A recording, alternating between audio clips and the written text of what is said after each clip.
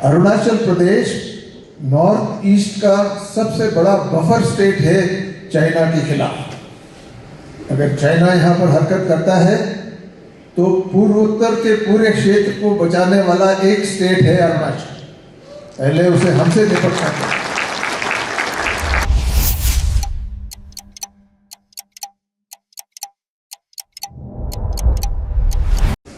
आज एक बहुत ही महत्वपूर्ण दिवस हम तवांग में मना रहे हैं और आज का जो रंगमंच के ऊपर कार्यक्रम इन सभी आर्टिस्ट ने पेश किया, मैं उनको बधाई देता हूं,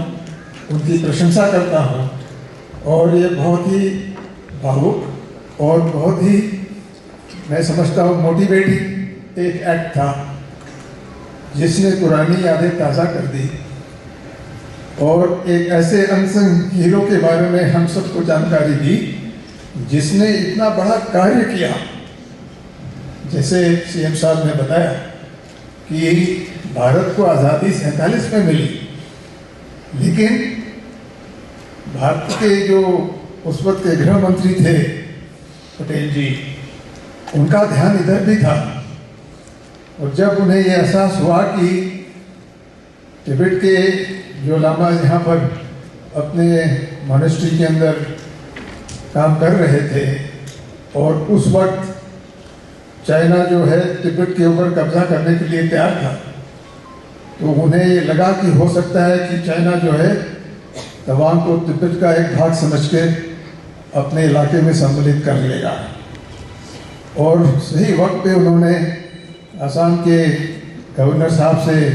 निवेदन किया कि एक अच्छा अफसर चुना जाए जिसको आप तवांग भेजें और तवांग को सिक्योर करें,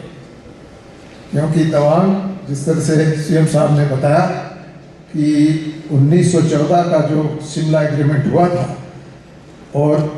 जब सीमा रेखा खींची गई यहाँ पर भारत और तिब्बत के बीच में, जो बाद में मैकमोहन लाइन कहलाई गई, तो उसके तहत तवांग जो है भारत का ही हिस्सा था हमेशा और हमेशा रहेगा। दो शब्द बॉब खाटिंग के बारे में बोलना चाहता हूं कि बॉब खाटिंग एक तांगखुल नागा थे मणिपुर से, और ये पहले ऐसे शख्स हैं पूरे उत्तर भारत के अंदर, पूर्व उत्तर के अंदर, जो एक मल्टी डायमेंशनल पर्सनालिटी थी। इन्होंने ब्रिटिश आर्मी के अंदर भर्ती हुए और बर्मा कैंपेन में इन्होंने भाग लिया और उस बर्मा कैंपेन में इन्होंने बहादुरी दिखाई, जिसके लिए उन्हें MP, member of British Empire का तगमा मिला। जब आज़ादी हुई तो उन्होंने भारतीय सेना में भर्ती हो गए, आसाम राइफल का हिस्सा बने और तवांग की जो लड़ाई हुई, लड़ाई नहीं थी बल्कि तवांग को सिक्योर करने के लिए जो कार्रवाई हुई, आज आपने इस रंगमंच पे उसका पूरा लुत्फ उठाया। लेकिन मैं कहना चाहता हूं कि इसके बाद भी बॉब खाटिंग जो है वो प्रशासक बने। इन्होंने जनजातियों को सम्मिलित किया पूर्वोत्तर में, खास करके अरुणाचल के इलाके में, और ये एक कार्रवाई ऐसी थी जिसने अरुणाचल को एक अलग मंच के ऊपर खड़ा किया। और मैं पूर्वोत्तर में मैं काफ़ी रहा हूँ, तो मैं आपको तजुर्बे से बता सकता हूँ कि अरुणाचल ही एक ऐसा राज्य है जहाँ कोई उग्रवाद कभी नहीं हुआ। हमारा प्रदेश है जहाँ पर अनेकता में एकता की एक खड़ी मिसाल है कि 26 जनजातियाँ, 100 जनजातियाँ सब एक दूसरे के साथ प्यार मोहब्बत के साथ यहाँ रहती है। तीसरी बात, आज के दिन के अंदर अरुणाचल का महत्व और भी बढ़ गया है और उसके चलते जो तरक्की पिछले एक दशक में यहाँ हुई है, जिस किस्म की सहायता हमको सेंटर से मिली है, आप देख रहे हैं कि यहाँ पर इंफ्रास्ट्रक्चर, यहाँ की जो दूर दराज के लोग हैं, वाइब्रेंट विलेज प्रोग्राम के तहत कितना यहाँ पर तरक्की हुआ है। उसके दो कारण हैं। हमारे माननीय प्रधानमंत्री इस बात को समझते हैं कि जिस तरह से जियोपॉलिटिक्स खेली जा रही है आज, अरुणाचल प्रदेश नॉर्थ ईस्ट का सबसे बड़ा बफर स्टेट है चाइना के खिलाफ। अगर चाइना यहाँ पर हरकत करता है तो पूर्वोत्तर के पूरे क्षेत्र को बचाने वाला एक स्टेट है अरुणाचल। पहले उसे हमसे निपटना चाहिए। दूसरी इससे भी बड़ी बात है कि माननीय प्रधानमंत्री ने ये जो लुक ईस्ट का नारा लगाया था, उसको हमने जब वो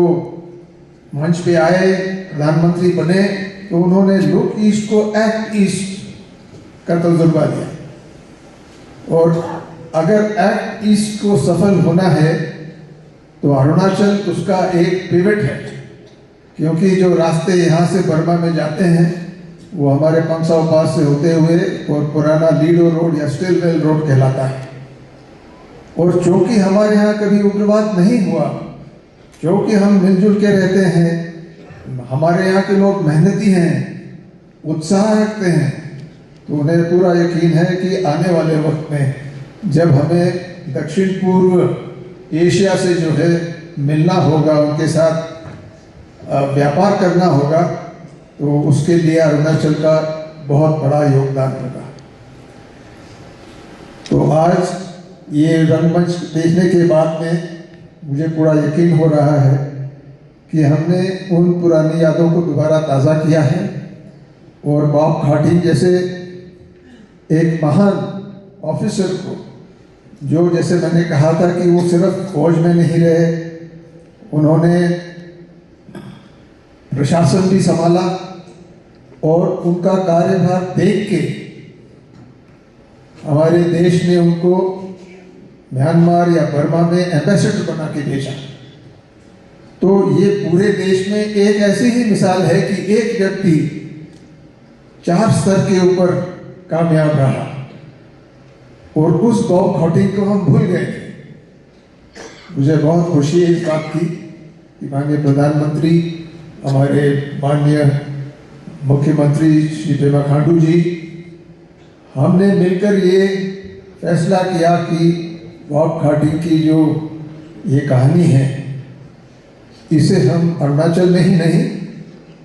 बल्कि पूरे भारत में सबको सुनाना जरूरी है। तो जो कदम माननीय मुख्यमंत्री जी उठा रहे हैं, मुझे पूरा यकीन है कि ये रंगमंच पूरे भारत में जाएगा और मुझे तो इसका भी यकीन है कि इसके ऊपर एक अच्छी फिल्म बनेगी और वो बाकी पूरे देश के अंदर प्रचलित होगी। एक बार फिर से मैं सभी कलाकारों को जिन्होंने भाग लिया और इतना अच्छा एकांकी हमें दिखाई, जिसके अंदर बड़ी भावनाएं थी, देश प्रेम का जज्बा था, जिसके अंदर अपने लोगों के साथ रह के और उनको मिला के हमने जो हासिल किया, वो एक बहुत बड़ी बात है। आने वाले वक्त में मैं समझता हूँ कि बॉब खाटिंग और उनका जो कार्य रहा है, उसकी सराहना हमारे इतिहास में ज़रूर होगी। अंत में मैं यही कहूँगा बॉब खाटिंग के लिए और उन सभी लोगों के लिए जिन्होंने उनके साथ मिलकर तवांग को आज़ाद किया और तवांग को भारत का एक अटूट हिस्सा बनाया, कि देश की सेवा करते जो नरवर निष्काम, देश की सेवा करते जो नरवर निष्काम, गगन पटल पर लिखा रहेगा स्वर्ण अक्षरों से उनका नाम। धन्यवाद। जय हिंद।